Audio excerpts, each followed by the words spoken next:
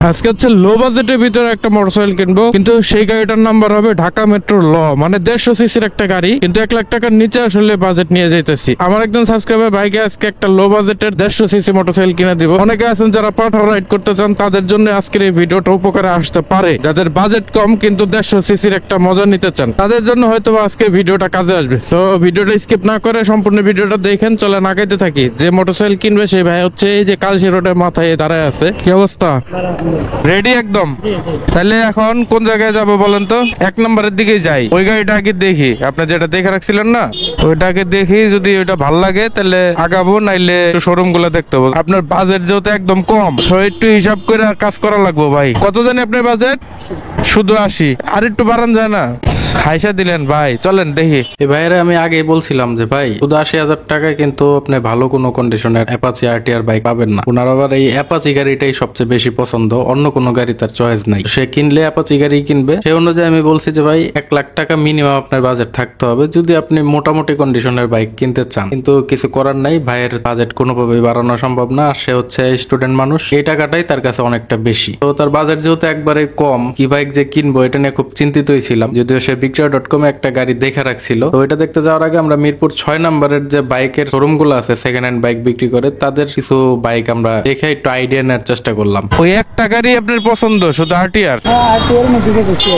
এছাড়া আর কোনোটা চয়েস হয় না? আপনার বাজেটের ভিতরে হাঙ্কো দেখতে পারেন। হাঙ্কো খারাপ যে তা না, তবে হাঙ্কের চেয়ে আরটিআরই মনে ভালো। আল্লাহ ভরসা বললে প্রথম একটা দোকানে ঢুকে পড়ছি, তবে বাইকের কন্ডিশন দেখে আমার মোটেও পছন্দ হয় নাই। বাইকের যে বাহ্যিক কন্ডিশন তাতে আমার মনে হয়েছে যে হয়তো বা 80,000 টাকার ভিতরে এই বাইক গুলোই পাওয়া যাবে। সেই অনুযায়ী দোকানের ভিতরে ঢুকে সেলসম্যানের জিজ্ঞেস করলাম যে ভাই বাইকের কি বিষয় আশয়। তার কথা শুনে তো ভাই আমি মনে মনে 20 তলা বিল্ডিং এর উপর থেকে ঠাস করে পড়ে গেছি। পরে আমার মাজাটাও ভেঙে গেছে, কিন্তু সেটা মনে মনে। যাই হোক, এই বাইকের কত দাম, কি বিষয় আশয় এটা একটু তার নিজের মুখের থেকে শুনেন। তার আগে একটু দেখেন এই বাইকটার ইন্ডিকেটর আবি যাবি সব ভাঙ্গাচোরা। এরপরে এই গাড়িগুলোর দাম কত চায় সেটা আপনারা একটু নিজের কানে শুনে নেন। রং করা রে ভাই।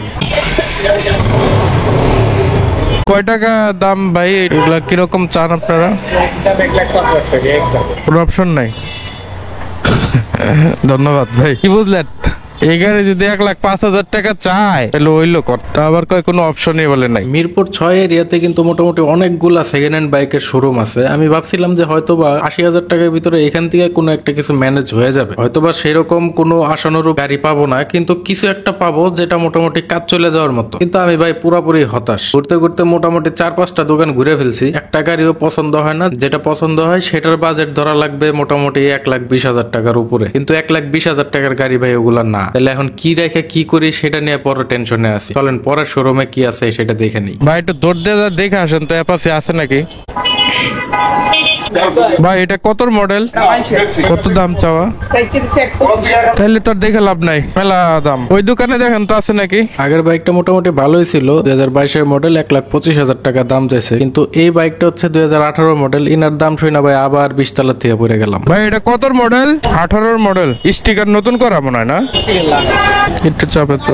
18 মডেলের অ্যাপাচি আরটিআর কখনোই এই স্টিকারে পাওয়া যাবে না। 18 মডেলের স্টিকার হবে হচ্ছে আমার যে অ্যাপাচি বাইকটা ছিল ওই রকম দেখতে। তো আমি দেখেই তো বুঝছি যে ভাই এটা পুরোটা স্টিকার লাগানো। প্রথম অবস্থায় আমি এটাই জিজ্ঞেস করছি এবং দোকানদার এটা স্বীকার করছে যে ভাই স্টিকার লাগানো। কিন্তু ঘাইটা ঘুইটা যা দেখলাম ভাই, খালি স্টিকার যে লাগানো বিষয়টা এমন না, এই পুরোটা গাড়ি রং করা ভাই। ইঞ্জিনের অবস্থা যে খুব ভালো তেমন না। ইঞ্জিন টিঞ্জিন খোলা হয়েছে এটা শিওর। আর দাম কত চাই এটা আপনারা এই ভাইয়ের মুখ থেকে শুনেন ভাই। আমি আর কি কমু কন, আমার ভাই শরম করে। কি বিষয় আছে এই গাড়িটার? 2 বছরের কাগজ, টেস্ট না ফেল আছে। টেস্ট না আপনি আপডেট করলেন বা আমি আপডেট করে দিই। আচ্ছা, দাম টেস্ট যদি আমি আপডেট করে দিই 1,08,000 টাকা পড়বে ফিক্সড একবারে। আর যদি আপনি আপডেট করেন তাহলে 1,05,000 টাকা পড়বে। এটাও ফিক্স? এটাও ফিক্সড একবারে। তাইলে আর সময় নষ্ট করে লাভ নেই। ওঠেন ভাই। এতটুক ভিডিও যে দেখছেন, এখন ভাই আপনাদের মন্তব্যটা একটু জানান। হ্যাঁ ভাই, কমেন্ট বক্স তো খোলা আছে, এখন একটু আপনাদের মন্তব্যটা জানান যে কয়েকটা বাইক দেখছি এই বিষয়ে। নাহলে তো ভাই ভিডিও বানানোর জোশ আসে না। গাড়ির দাম শুই না ভাই দরজার বাদ ভেঙে গেছে। আর একটা গাড়ি দেখবো, হইলে হইব, নাইলে আজান দিলাম। 20 মডেল, নাম্বার করা, নাম্বার সারা নাই। এটাই তো। কত দাম? বেচা বিক্রি কত? এনে আছে মনে হয়, এনে আরটিআর দেখছিলাম, দেখবেন কত মডেল। 18 মডেল সিঙ্গেল লিক্স 26 সাল পর্যন্ত কাগজ করা, 5 মালিক স্মার্ট কার্ড। এটা 22-এর মডেল, 25-এর রেজিস্ট্রেশন, 27 সাল পর্যন্ত কাগজ করে। আর এটাও 22-এর। লাখের নিচে কিছু আছে নিকন? লাখের নিচে এই যে এটা আছে। না, অ্যাপাচির ভিতরে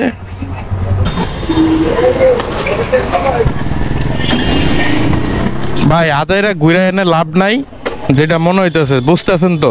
কারণ একটু চেহারা যেটা সুন্দর ওটা দেখেন 1,15-20 হাজার টাকা দাম পড়ে যায়। আর যেটা আপনার ওই বাজেটের ভিতরে তেমন পর্যন্ত আমরা পাইলামই না। যেটা পাইছি সর্বনিম্ন ওইটার চেহারা দেখে আমার ভাই বমি হয়ে পড়ছে প্রথম গাড়িটা, বুঝছেন? হ্যাঁ, ওই যে পাঁচা নড়লো যে, দেখছেন না? তাহলে বুঝেন ওই কাহিনী। বা চলেন আগে ওই গাড়িটা দেখি, ওই মার্কেট প্লেসে একটা দেখছেন না ফেসবুকে, ওইটা। এতক্ষণ যা দেখছেন এখন ভাই যাইতেছে হচ্ছে মিরপুর এক চাইনিজের উল্টা পাশে দেয়া যে রোডটা ঢুকছে ওই রোডের ভিতরে। ওখানে একটা বাইক এই ভাই দেখে রাখছে মার্কেট প্লেস থেকে, সম্ভবত ফেসবুকের অথবা বিক্রয়.com থেকে হইতে পারে, আমার ঠিক খেয়াল নাই এই মুহূর্তে। চলেন ওই বাইকটা দেখবো, যদি হয় তো হবে, নাইলে এবার সত্যি সত্যি আজান দিয়ে দিব গাড়ি কিনা বন্ধ। কোনটা ভাইয়া?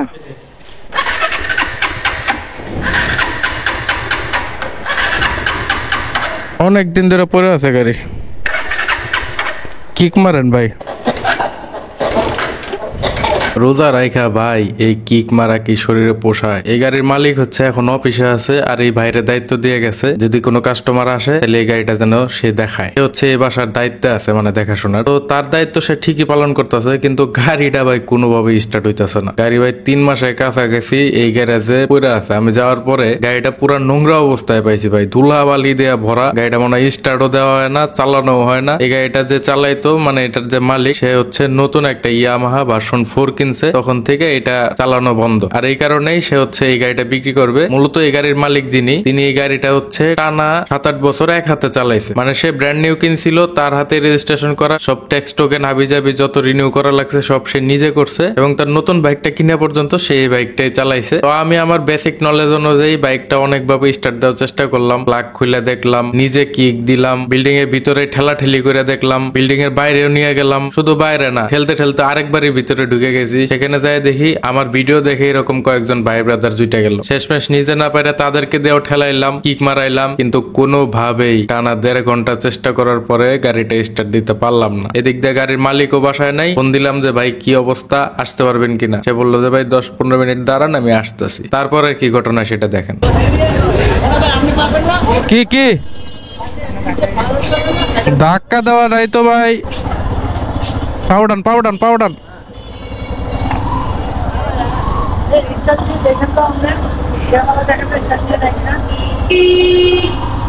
শেষমেশ গাড়ির মালিক অফিস থেকে আইছে। গাড়ির মালিক আর আমি মিলা ওই যে কেয়ারটেকার ভাই আছে, ওই ভাইরে গাড়ির মধ্যে বসায় আমরা দুজনে ঠেলা শুরু করছি। ঠেলে ঠেলে এখন যাইতেছি হচ্ছে গ্যারেজে, স্টার্ট হয় না কে সেটা দেখতে হইব। কারণ এই গাড়িটার পিছনে অনেকক্ষণ সময় ব্যয় করছি, অনেকটা পরিশ্রম করছি। এই গাড়িটা স্টার্ট দিয়ে না দেখা পর্যন্ত আমি যাব না।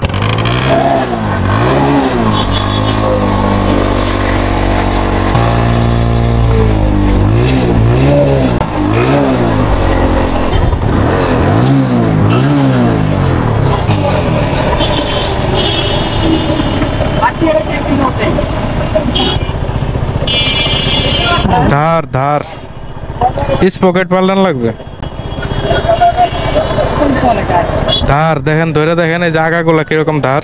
লোকটারে বুঝাই দিলাম যে ভাই গাড়ির ইঞ্জিনে ফল্ট আছে, গাড়ি বেচলে বেচুক, না বেচলে নাই, সমস্যা নাই, কিন্তু তার জানা উচিত যে ইঞ্জিনটা ঝামেলা আছে। মিস্ত্রির কাছে নিয়ে যাওয়ার পরে বড় একটা প্রাইভেট কারে ব্যাটারি লাগায় গাড়িটা স্টার্ট দিছে, কিন্তু কি পরিমাণ ধোঁয়া মারতেছে গাড়িটা। এটা অনেকদিন বসে থাকার কারণে হয়েছে, কিন্তু তবুও গাড়িটার ইঞ্জিনের ভিতরে প্রবলেম আছে, কারণ সাইলেন্সারের ভিতরে তখন কালি জমে আছে এবং কালিটা হচ্ছে ভেজা। তার মানে সাইলেন্সার দিয়ে যে বাতাসটা বেরোয় এর সাথে সাথে আপনার ওই ইঞ্জিন অয়েলও হালকা হালকা করে বের হয়, যে কারণে কালিটা ভেজা ভেজা হয়ে গেছে। আর তাছাড়াও টিকটিক করে টাইমিং চেনের থেকে সাউন্ড আসতেছে। এটা অনেকদিন বসে থাকার কারণেই হয়েছে, কারণ মোবিলটা নিচে জমে ছিল। গাড়ির মালিক জানেই না যে তার গাড়িতে এতগুলো প্রবলেম আছে। আবার এমন হইতে পারে যে সে জানে, আর এই কারণে সে গাড়িটা চেঞ্জ করে নতুন গাড়ি কিনছে, কিন্তু ভাই গাড়িওয়ালা আমারে বলছে যে সে জানে না। যাই হোক, বাধ্য হয়ে সেটা আমার বিশ্বাস করতে হয়েছে। তো গাড়িটার দাম দেওয়া ছিল বিক্রয়.com 85,000 টাকা, আর গাড়িটার ট্যাক্স টোকেনের মেয়াদ আর 1 মাস পরে হচ্ছে ফেল হবে। টোটাল হচ্ছে 8 বছরের ট্যাক্স দেওয়া আছে, আর 2 বছর দিলে গাড়ির মেয়াদ মেয়াদ শেষ, মানে 10 বছর কমপ্লিট। তো এটা আমাদের হচ্ছে রিনিউ করে নিতে হবে। এরপরে সে হচ্ছে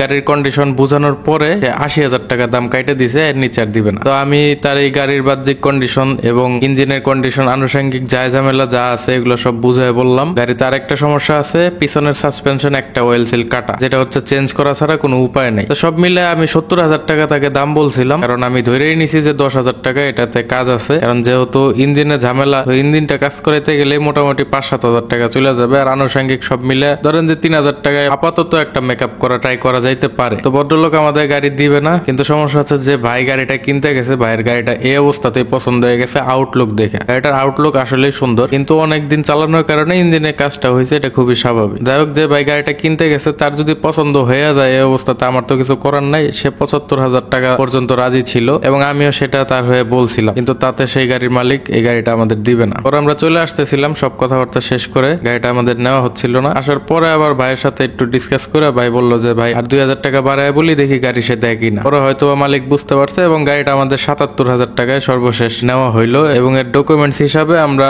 একটা চুক্তিনামা করে নিছি, মানে বাইক ক্রয় বিক্রয়ের যে চুক্তিনামা সেটা আমরা করে নিছি। আর এরই মাধ্যমে আমাদের বাইক কেনার কাজটি সম্পূর্ণ করলাম। আজকে দুপুর 12টার দিকে বের হইছিলাম, আর এই বাইকটা কিনা কমপ্লিট হইতে হইতে আমাদের ঠিক মাগরিবের সময় হয়ে গেছে। আর বাইকটা কেনার পরে একটা ওয়াশ করানোর জন্য আমাদের এলাকায় নিয়ে আসছিলাম, কারণ বাইকটা হচ্ছে যে ভাই কিনছে তার বাসা হচ্ছে আমাদের এলাকাতেই। ওইখানে যে সুন্দর মতো একটা ওয়াশ করাইয়া ক্লাচের কেবলটা একটু অ্যাডজাস্ট করাইতে হয়েছে আর প্লাগটা চেঞ্জ করে ফেলতে হয়েছে, নাইলে বাইক বারবার স্টার্ট বন্ধ হয়ে যাচ্ছিল। এতটুকু কাজ আপাতত করার পরে বাইক এখন মানে চালানোর মতো অবস্থা তৈরি হয়েছে আর কি। যাই হোক, বাইকটা এই বাজেটে কিনা হয়েছে, কিন্তু আসলে বাইকটা ভালো দিক তেমন আসলে বলার মতো কিছু নাই, খারাপ দিকই বেশি। যেহেতু বাজেট কম, এই বাজেটে এর চেয়ে ভালো কিছু আসলে পাওয়া সম্ভব না। এবং যে ভাই আসলে বাইকটা কিনতে গেছে সে এটা ভালো মতোই বুঝতে পারছে, সে আজকে মার্কেট যাচাই করার পরে। নর্মালি আমি একটা বাইক কেনার সময় এর ভালো কি কি আছে সেই বিষয়গুলো উল্লেখ করি, কিন্তু আজকে সেটা করলাম না, কারণ তেমন ভালো কোনো কিছু উল্লেখ করার মতো আমি পাই নাই। আর আপনারা যারা বাইক কিনতে চান, আপনাদের যাদের বাজেট এরকম কম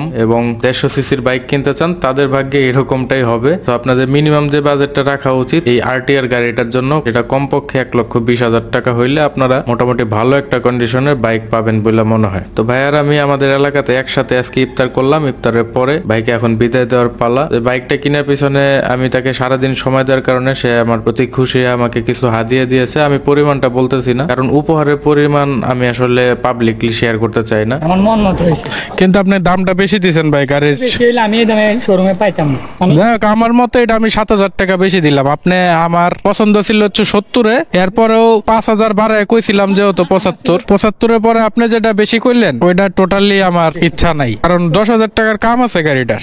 সেকেন্ড হ্যান্ড একটা গাড়ি ভাই, কেনার পরে 10,000 টাকা কাম করাই লাগে। যাক, ঠিক আছে, আমার সামর্থ্য অনুযায়ী দিচ্ছি। না সমস্যা নাই, আপনার সাথে তো আমি কোনো কথাবার্তা বলি নাই। আপনি যদি আমার একটু সময় দিতেন, আপনি তো মনে করেন এখন যদি আমার লাগে সময় না দিতেন তাহলে আপনি আপনার কাজে থাকতেন ওখানে। হ্যাঁ হ্যাঁ হ্যাঁ, সেটাই। হয়তো না। হ্যাঁ অবশ্যই, এই যে বাইরে যাবেন এখন ইনকামের একটু দরকার আছে। অবশ্যই অবশ্যই। এতটুকু যে আপনি বুঝতে পারছেন, বিবেচনা করছেন, এতটুকু আমার জন্য অনেক। রাইট, তাহলে আল্লাহ হাফেজ। আল্লাহ হাফেজ, সাবধানে যায়েন, যেহেতু অনেকটা দূরে যাবেন, লাইসেন্স যেহেতু পান নাই, যতটুকু ট্রাফিক এড়ায় যাওয়া যায়। হ্যাঁ, আর সকাল সকাল চলে যান, যায় লঞ্চে চলে যান, মেন রোড দিয়ে চালায় যাওয়ার দরকার নেই।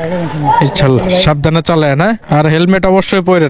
6:27 বাজে একসাথে ইফতার করলাম, খাবি যাবি মানে শর্টকাটের ভিতরে ইফতার করলাম। ভাই অবশ্য আমাদের কাচ্চি বিরিয়ানি খাওয়াতে চাইছিল, তো আসলে আমি তার এই খরচটা অযথা মনে হয়েছে আমার কাছে। স্টুডেন্ট মানুষ, তার জন্য এটা অতিরিক্ত হয়ে যাবে আর কি। তো আমি সাইদেই নেই, বাসায় যা খাবোই ভাই। আজ এরা ওই হোটেলে যা 500 টাকা খায় তো লাভ নেই, আসলে অপচয় হবে এক প্রকার। 6:30 বাজে গেল, সারাটা দিন সেই 12টার সময় বেরোইছিলাম, এখন বাজে 6:30। এখন এই যে বাসার দিকে যাইতেছি। এই ছিল আজকে ভিডিও, আশা করি ভিডিওটা আপনাদের কাছে ভালো লাগছে আর ইনফরমেটিভ যদি মনে হয় আপনাদের কাছে। ভিডিওটা যারা ফেসবুক থেকে দেখতেছেন তারা শেয়ার করে দিন, আর লাইক কমেন্ট তো করবেন। ইউটিউব থেকে যারা দেখতেছেন চ্যানেলটা সাবস্ক্রাইব করে লাইক কমেন্ট করে জানান আসলে ভিডিওটা আসলে আপনাদের কেমন লাগছে। এর চেয়ে বেশি কিছু বলার নাই। সবার সুস্থতা কামনা করে আমি আপনাদের আসিফ ভাই আজ এই ভিডিও থেকে এখানে বিদায় নিচ্ছি। আল্লাহ হাফেজ, আসসালামু আলাইকুম।